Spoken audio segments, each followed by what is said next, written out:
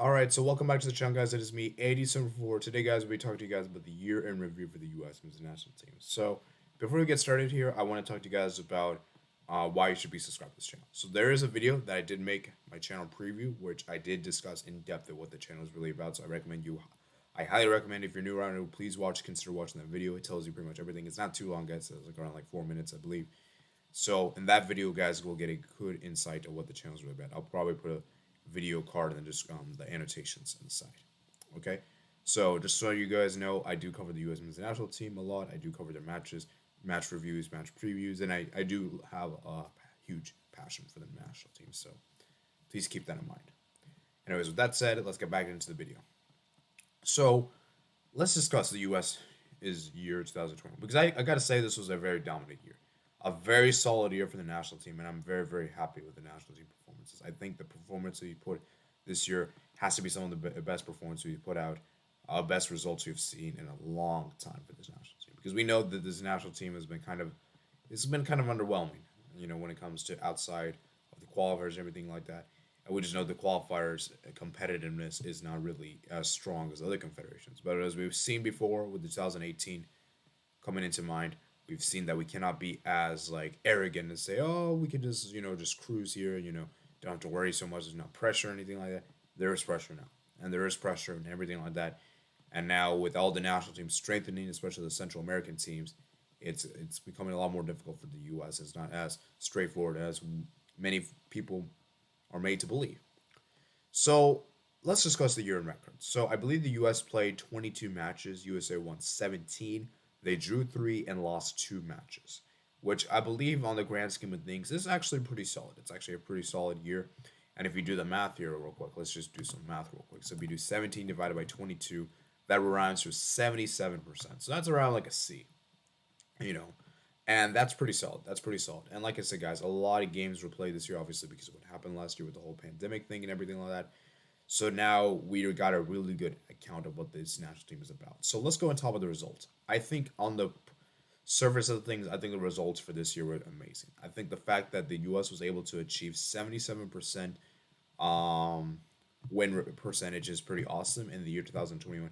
And keep in mind, a lot of the games were competitive games. There was not many friendly games, only a few friendly games. Like, let me see what friendlies we had this year. Bosnia was a friendly. Um, Costa Rica was a friendly. Switzerland, Ireland. We only had like around like 6 friendlies.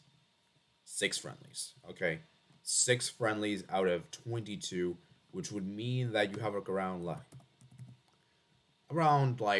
27%. So that's not really that much. Okay, now it is still a big number, but it's not as big. It's not that bad. Okay, so like I said, I think this year was a pretty solid year for the competitive games because, like I said, the competitive games is what really matters. The friendlies and all doesn't really matter that much, you know. So I just think that on the results as a whole, I got to give this year an A. An A for me is a really solid record because, like I said before, guys, the fact that we won 2 trophies this year, we're second in the qualifiers, is great. The only negatives I have are that we didn't go. I feel like we could have gone first in the table, and I feel like we didn't. Some of the results we've had in the qualifiers, like those draws we had, I feel like we should have won those matches, and some of those losses we had, we shouldn't have lost those. Like it's just a little nitpicky there. So if that had gone that way as we think we should have, then it would have been A plus. But I'm giving it A. A is still pretty solid, guys. A is still amazing. So yeah, let's move on to the performances. Okay, now the performance is a bit tricky to analyze because a lot of the performances you put out this year were good, but it didn't really come after 90 minutes. That's the problem. Like a lot of the performances I've seen, we were really dominant for the second half of the games, not necessarily the first half, which is a bit concerning because when we actually go into the actual World Cup or when we play against like tricky teams like Mexico and Canada again, I don't think we can really repeat that kind of thing, right? I really don't think we can do that on a regular basis because we have seen that being kind of a theme for the national team and that they're able to do superbly well in the second half, and in the first half they're usually not very good. You know, and that for me is not a great thing. I don't particularly like that instance, and that has been something we've been seeing a recurring thing. It's not been happening for 1 or 2 games. It's been happening a lot of games in the qualifiers. A lot of games of qualifiers. I've seen it for myself. I've watched these games, and it's very, very evidently true. And that is something that I feel like Berhalter should definitely try to improve on that and tell the players that they need to improve in the first half because, like I said before, guys, it is difficult to really make comebacks against Spain and Brazil after being 2-0 down. Like those kind of teams, I don't think we could really make comebacks if we're in that kind of position. So it's going to be very difficult for us to. I hope that in the new year we can really improve upon this because that is something that I feel like can be really addressed upon and can something that could really be fixed. Okay, so that is just my take on that situation. Okay, and this kind of also leads me to the point that a lot of the goals we did score in the second half. So we didn't score many goals in the first half, and so it's almost as if we're kind of like a second half kind of team. And a lot of the performances I've seen from the men's national team were very much individuals based, meaning that certain players put out some great performances which ended up saving the team. Like for example, look at against Jamaica. Pepe was amazing in that game. They look at Costa Rica, Dest was amazing. Like if you take the players out, do you really think we would win that match? Like against Jamaica, let's say you put like someone else, right? Against Jamaica. I don't know if we would win that match. I seriously don't know. Like if we didn't have Dest against Costa Rica, I don't know if we would win that match. We might have lost that match actually. So it's very clear that we need to have some play. We don't have a team necessarily. Like a lot of the performances have been much individualistic based. There have been some good team performances, like against Mexico. I thought that was a very good team performance. The one that World Cup qualifiers, by the way. Then I think against Martinique was a very good one, and I think you could perhaps argue maybe against Costa Rica as well. I think that was maybe not Costa Rica. I'm trying to think of some other games. Maybe you could argue against Costa Rica. Maybe this one, the friendly here. You know.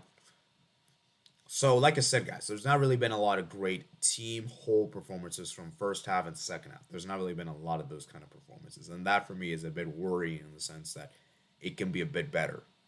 But like I said, though, a lot of performances that teams can put out, it can lead to great results. Like I know some teams can put out some terrible performances, but still end up winning the match. And that for me is kind of like a way. That's why it kind of makes it difficult because the performances to really understand the performances, you have to watch the matches. You have to watch the matches, and that is something that I feel like most people nowadays in the media don't really watch the matches that much. If I'm being completely honest, like I feel like most people just look at the result and say, "Oh, this is good and all." But when you see like the actual statistics and the results, it can give you different perceptions. So, like I said, guys, I still believe that as far as performance is concerned, I think it was pretty good, but it's not as good as I would like to have seen, like I said. So, for me, my performances, I would give a B. A B for me is my performance because, like I said, we were really good in the second half, but I would just like for us to be better in the first half and be better as a team because, like I said, that has been something that we haven't really seen a lot in the USA matches this year. So now let's talk about the favorite moment and favorite game of the year. My favorite moment has to be when Pulisic scored that penalty against Mexico. That for me is a moment that will always live close to me. That was such a big moment in the match because remember, guys, we had to come from behind on two occasions because Mexico took the lead. We had to come from behind to get an equalizer. They took the lead. We had to come back and get the equalizer.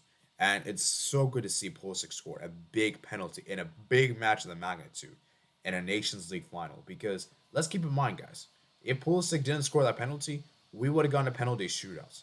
So it was very important that he scored that penalty, and it was such a big match, a big occasion as well. The celebration and everything like that, it will live close to me, and that is gonna be one of the most iconic moments in USA's history in this sport. And so it's a great, great moment, especially against your arch rivals like Mexico, right? Some other moments that comes to mind that was also pretty good. For me, I gotta say when Pepe scored against Honduras, that was a really big moment, I gotta say, because I remember that time we had gone two matches winless and we needed a win and our qualifiers to even get like 5 points, and that was a big, big goal from Pepe, and we ended up winning the match pretty comfortably towards the end. I remember the match against, let's say, I'm trying to think of another good moment. What's another big moment? In this year, maybe when Miles Robinson scored that goal against Mexico and the goal got final, that was also pretty big as well. So those three I would say are probably my best moments of the year. I gotta say though, the Pulisic was definitely the best. So I would say Pulisic, and then I'll say Miles Robinson, and then I think I'll say the Pepe goal against Honduras. Okay, now let's talk about the three best games. For me, the best game for the U.S. was definitely the USA 3, Mexico 2. I thought that was a very good game. That was my favorite game of the year, actually. Very competitive back and forth and very, very entertaining indeed. Another good game I feel like it was really good was the USA 2, Mexico nil. I thought that was a very good performance of the US. Very good indeed. And then another game that comes to mind that I thought was really solid, a really fun game. I'm trying to think, what was another fun game? It's tough, guys, because there's not really that many good games that comes to mind.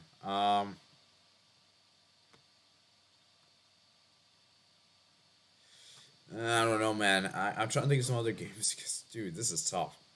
Because those two I'm pretty definitively solid on, but it's just the third one's a bit tricky. Maybe this one, Honduras 1, USA 4. That I think was also a really crazy game.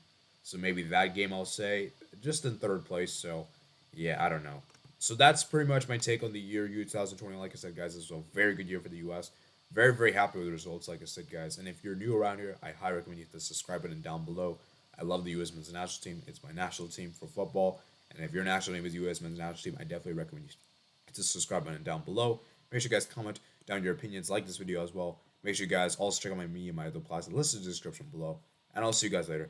Peace out. Oh yeah, by the way, let me give you guys my final rating. Sorry about that. My final rating for this year, I'm gonna say it's gonna be a 9. Actually, I'm gonna say 8.5. A very good year indeed. Very, very happy. There's not really many cons, I would say. Like I said, though, many my cons were mostly about the performances. I guess that would be my main con there.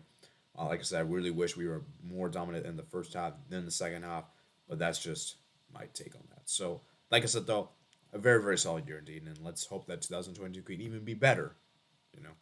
So yeah, I'll see you guys later. Peace out.